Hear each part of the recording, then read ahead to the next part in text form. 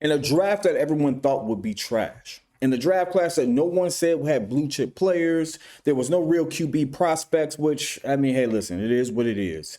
You want to be a Monroe Freeling because guess what? My boy showed up and showed out. And even if you did not have him high on your list, the way that he performed at the combine made me have to ask the question: could he be the Ozzie Trapilla replacement? Could he be the next addition to the Chicago Bears O-line? Let's talk about it. Listen, if you're new to the channel, it's your boy P Kid. This is the Windy City Breeze. Again, we are still on the hunt for 100K. This doesn't happen without y'all. We are almost there. Listen, if you just do what you've been doing, just like, share, subscribe, leave a 5-star review. You know what to do. You know how we move. We appreciate all of you all who have been on this journey. Let's talk about Monroe Freeling. Right now, we know. I get it. It's a lot of different trade talks. We might not even have this first round pick. We might be trading that for a Max Crosby. Those are real possibilities. But the one thing that I keep coming back to when it comes to how Ryan Poles promised that he would build this team is that he will build through the draft. And in a draft class that honestly, again, as I mentioned on the onset, many people did not have rated highly. They didn't have it rated favorably. We've gotten some really good surprises. And this combine, record after record being broken. And again, take that with a grain of salt because not every record that gets broken means that person is going to be great. But it does give me and does show me that these players, these guys came to play. They came to show up and to prove themselves because maybe they heard the noise. And in the course of that, someone like Monroe Freeling increased his stock so much that he went from somebody like, oh, he'd be there in a second, maybe in the third, to now they have him as low first round, which, newsflash, what Chicago Bears might be picking if we maintain that pick, if we don't do anything with it. And so with that being the case, and with us taking the injuries that we had, having somebody who is 6'7", I had to do it one good time, who has good pass blocking, who's also known to be really good in the run blocking, guess what? We might need to take a swing at that. We might need to consider that. Now, again, I hear what you're thinking. I hear what the statements are going to say. I see the comments before you even hit send. We need to worry about the defense. We need to do this. We need to do that. Granted, we do. However, the one thing that we've also acknowledged is that the O-line that we had, the O-line that kept Caleb Williams upright, has gotten older. It does need some retooling itself.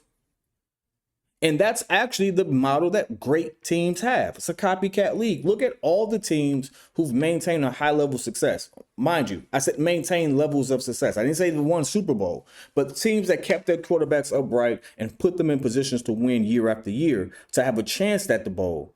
They've done one thing very well. They got the protection right. And all I know is that regardless of whatever position our defense put us in, or didn't put us in, however you want to look at it, the O-line and the protection that we were able to give Caleb Williams allowed him to do the things that we saw last year, the outer-worldly plays, the plays that made him have top 5 of like the top 10 passes all season. A lot of that stuff happened because of his ability to be protected and his ability to be able to see the whole field. We have to continue that. A key part of his development and continuous development is to make sure that we have a continuous form of protection around him. So if you ask me right now, considering that we got Ozzie Trapilla still, I mean, with that injury, there's like I think Pat said there was a 49% chance that he comes back true to form in his first couple of years. And there's also a high percentage that he never comes back and be the same player. Now, obviously, we don't miss that on anyone. That is just what the data says. And we do live in different times. So hopefully that is just old data that's been, accumulated over the times and it doesn't factor in those things. But that's also the risk that we're taking. And with that being the case, we have to plan accordingly.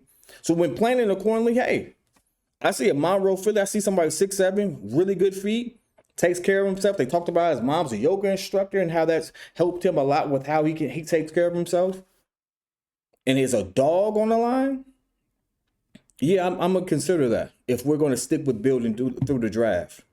This draft class has shown me that there is a lot of individuals for the defensive side that we can actually get that are not going to be I'm not going to say not going to be there, but they will be there in the second and third rounds where we will have some opportunities to take a swing at.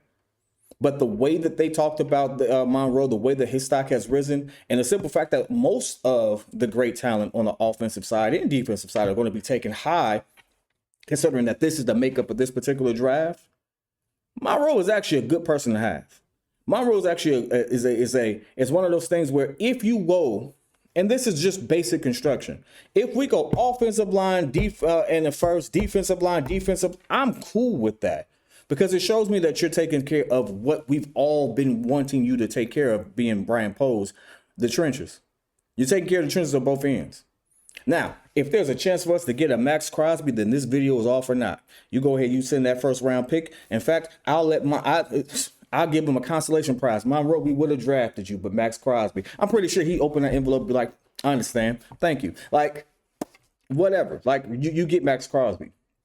But if that's not the case, if Max Crosby is not an opportunity for us, yeah, I think you go offensive line on with that later first round pick. It makes sense, especially given the injuries. It makes sense given the age of some of the individuals on that line. It makes sense considering how, hey, listen, we ain't got a whole lot of depth on that offensive line. We ain't got the same depth that we thought we did. We really don't. Listen, it worked out. I'm glad it worked out. But we were a couple key injuries away from that being a really bad situation, if you know what I mean. So all I'm saying is, especially when we have Joe Thuney again, being still performing at an all-pro level, but him being on the other side, him being older, you want to make sure that you do whatever you can to start retooling, get some young guys in there, understand how to really perform with someone like him, someone of his caliber, and then you continuously retool that offensive line. That's what KC did for a while. That's obviously what the Eagles have done. I don't think Jalen Hurts has ever had a bad offensive line. I think this may have been the worst one he's had in a while, at least since he's been a starter. Detroit does a really good job trying to go flip through that offensive line. They keep Jared Goff upright. All the major teams do a great job going through and ensuring that they protect their quarterback as best as they can. And this is Chicago's opportunity to do so. I want to hear your thoughts, though. We know that there's a lot of talk. There's a lot of noise. And all of this is speculation. But with it all being something that, again, we still need to retool this offensive line. We do have needs on the defensive line, but there may be some cuts that could help us with that. There may be some other moves that may be available. Let's see what we have going there. Let me know your thoughts, though. Do you think Monroe Freeling is someone whose stock increased? He's actually worthy of that swing? Or are you dead set on going defensive line in the first round? Should we keep this pick? Let me know your thoughts. Well, it's up. Well, let's say put in the chat. I'll be in there with you. Till next time. Peace.